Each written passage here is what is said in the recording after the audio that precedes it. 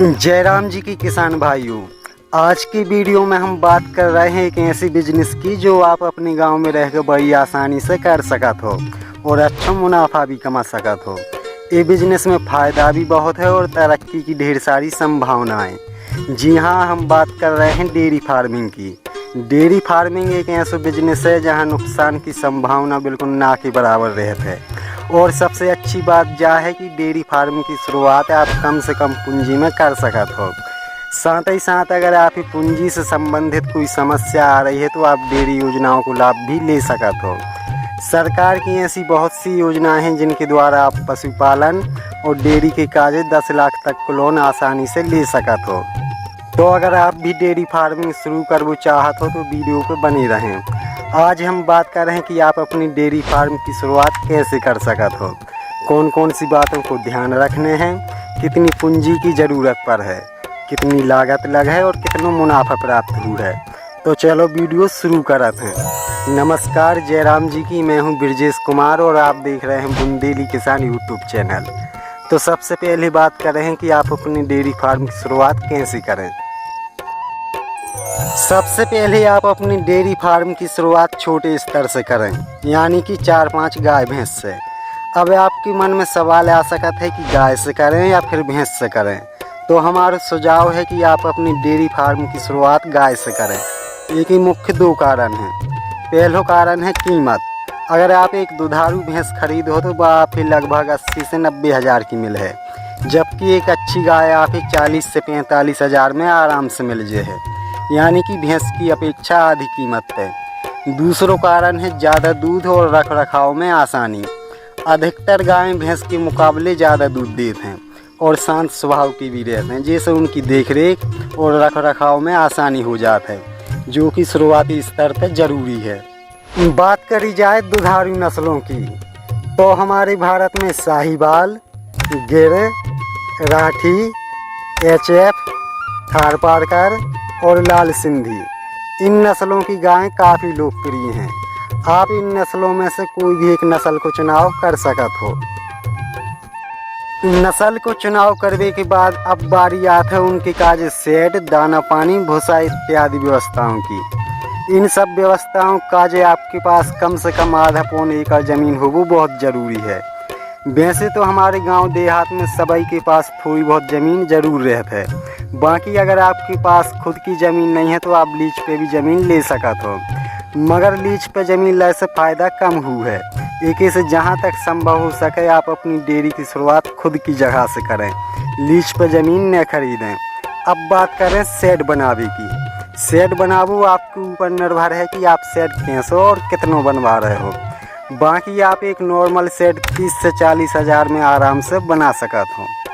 Shade बनने के बाद जो जगह बचे उनमें आप बरसिंग, चरी, जुनार इत्यादि चारा बो सकते हो। एक ही साथ आप ही अपनी पशुओं का जो भूसा रखना भी ज़रूरी है।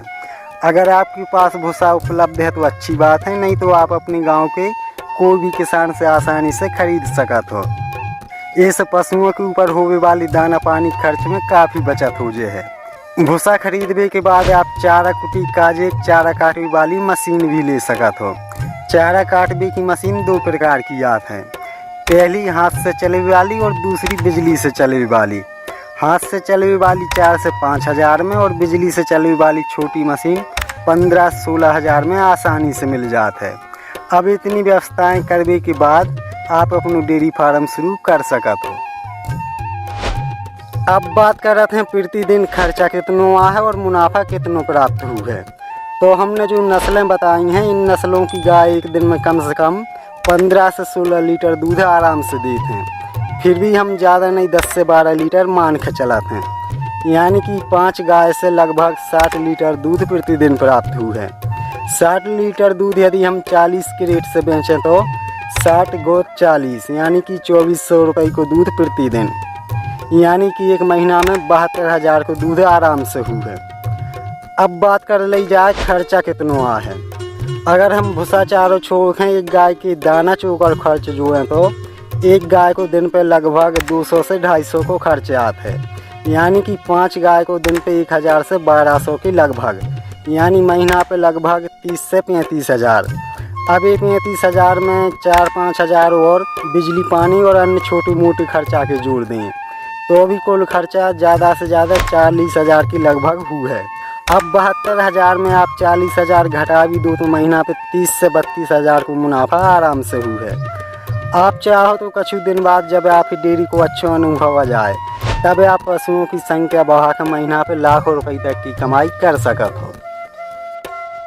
अब आखिर में बात कर ली जाए कि डेयरी फार्म खोलने से पहले हमें कौन कौन सी बातों को ध्यान रखने हैं। नंबर 1, सही नस्ल को चुनाव। जब भी आप कोई गाय खरीदो तब कोई जानकार व्यक्ति के मार्गदर्शन से खरीदें जो उनकी अच्छी जानकारी रखत हुए। इससे आप ही सही और अच्छी नस्ल की गाय खरीदने में आसानी हो जाए है। नंबर 2, बीमा। आप जितनी भी गाय खरीदो उन सबको बीमा अवश्य करवाएं।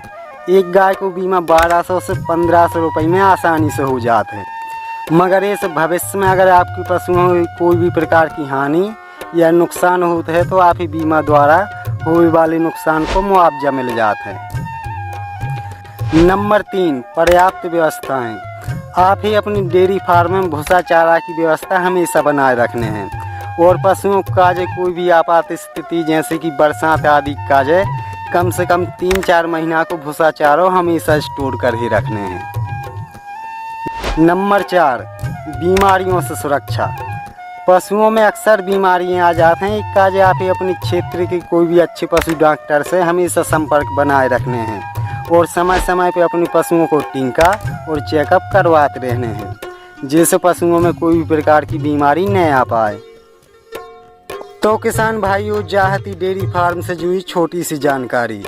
बाकी और कौन सी जानकारियाँ हैं जो हम वीडियो में बता सकते, वे जानकारियाँ आप कमेंट के माध्यम से हमें ज़रूर बताना। और वीडियो पसंद आओ हो तो वीडियो ही लाइक और चैनल ही सब्सक्राइब जरूर करना है। फिर मिले हैं अगली वीडियो में एक नई जानकारी लेकर। तब तक के लिए जय राम जी की।